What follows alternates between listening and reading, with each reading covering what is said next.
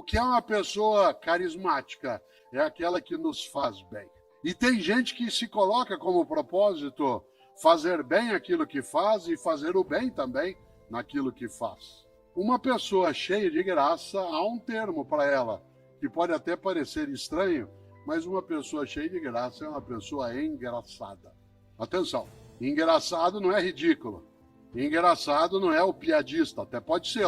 Uma pessoa engraçada é aquela que nos faz bem, porque uma pessoa que nos faz mal é a que não tem graça, por isso ela é desgraçada. Uma cidade que nos faz bem é uma cidade cheia de graça. Um trabalho que nos faz bem é cheio de graça. O que se ausenta na graça, a gente diz que desgraça.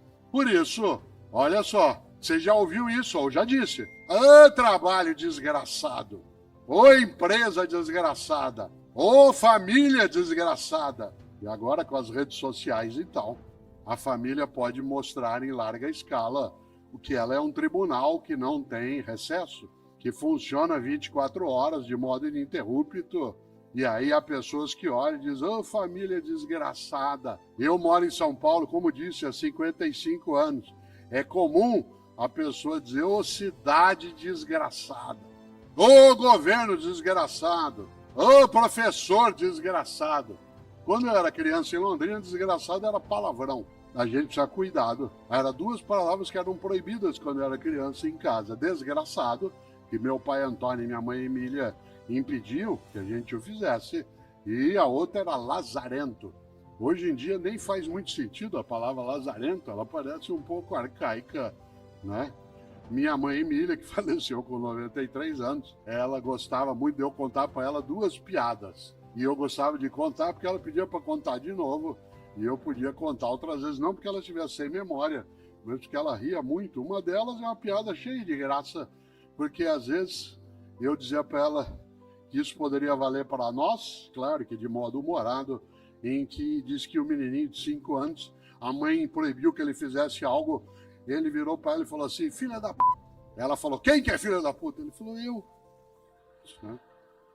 E ela ria muito dessa história, porque aquilo tinha uma graça interna, independentemente do palavrão, né, tinha algo que encantava naquilo. A outra, ela era professora, tal como eu sou, e ela dizia algo que tem a ver até com a noção de vida, trabalho e propósito. Ela disse que a mãe, 6 da manhã, foi lá acordar o filho e falou, filho, acorda, tá na hora de você levantar, você tem que ir para a escola. Ai, não, mãe, deixa eu ficar na cama. Filho, levanta, por favor. Você tem que ir para a escola. Ah, mãe, não quero ir, deixa eu dormir. Eu não aguento aquelas meninas, não aguento aquelas professoras. Filho, você tem que levantar, filho. Você é o diretor da escola. Tá? O tema por que fazemos o que fazemos nos lembra algo no ponto de partida, que é segunda-feira, 6 da manhã. Toca o teu despertador. Você quer dormir mais um pouco? É só cansaço. Você não quer levantar de jeito nenhum. É estresse. Qual é a diferença entre cansaço e estresse? Cansaço resulta de um esforço intenso. Estresse resulta de um esforço sem sentido. Uma vida estressante é aquela em que você não enxerga o propósito. Uma vida cansativa é aquela que você tem esforços intensos. Exemplo concreto. Toca o despertador, segunda-feira, você não quer levantar. Você até põe lá o automático para ele tocar depois, de novo. Segunda-feira, 6 da manhã, você não quer sair da cama. Você não quer que ninguém te chame. Você vira para a pessoa com quem você está dormindo e diz, liga lá e diz que eu morri.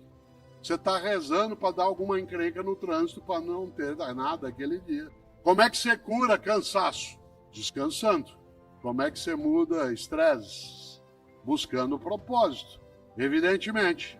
O cansaço vem do esforço intenso.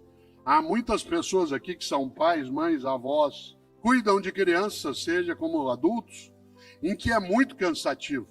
Criança te exaure. Criança faz com que você entre em estado de exaustão.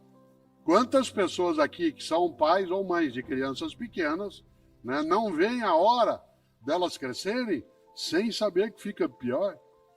Que quando eles são pequenos você não dorme porque eles não deixam. E depois, quando eles crescem, você não dorme porque eles não chegam. Claro, Ainda assim, tem propósito. Quer ver um exemplo? Uma mãe, isso mais na costa feminina, 2/3 do trabalho que é feito no mundo para a humanidade ficar viva é feita por mulheres, o trabalho. De cada 3 horas que se trabalha no planeta para a humanidade continuar viva, 2 delas são as mulheres que fazem, uma são os homens. O que é um desequilíbrio brutal. O que leva uma parte das mulheres a estarem ainda mais cansadas, mas não necessariamente estressadas. O estresse vem quando você não tem reconhecimento, não vê sentido naquilo que você está fazendo. Pessoas que aqui atuam na área da saúde, que passaram 2020 e 2021. Nós estamos nos aproximando da data do primeiro óbito por Covid no Brasil, regulamentado oficialmente, que foi 17 de março de 2020. Eu nunca me esqueço, porque no 15 de março de 2020 eu fui fazer um programa de TV, um programa do Faustão. Aliás, eu estava nele a semana passada, lá no Arquivo Pessoal, sendo homenageado, que para mim foi muito honroso, mas fui fazer o programa e já era sem público. E nós não tínhamos óbito registrado ainda. No dia 15 de março de 2020, isto é, há 3 anos. A gente imaginava que logo aquilo sairia, o horror que veio, aquilo que nos marcou, machucou, feriu, colocou em luto de muitos modos. Só não foi mais horroroso porque mulheres e homens neste país e fora daqui, no seu propósito de cuidar, não desistiram. Ficaram cansados, exaustos. Você tem dezenas de imagens na cabeça, e quem aqui é da área de saúde sabe, na enfermagem, na física, na medicina, na nutrição, na área de apoio, no transporte. Pessoas que a gente via as imagens em setembro, outubro de 2020, caídas no canto, encostadas nas paredes dos hospitais, exaustas, e não desistiram. Ah, doença desgraçada. Então vamos enfrentar. E por isso um monte de gente cheia de graça foi atrás. Insisto, não confunda cansaço com estresse.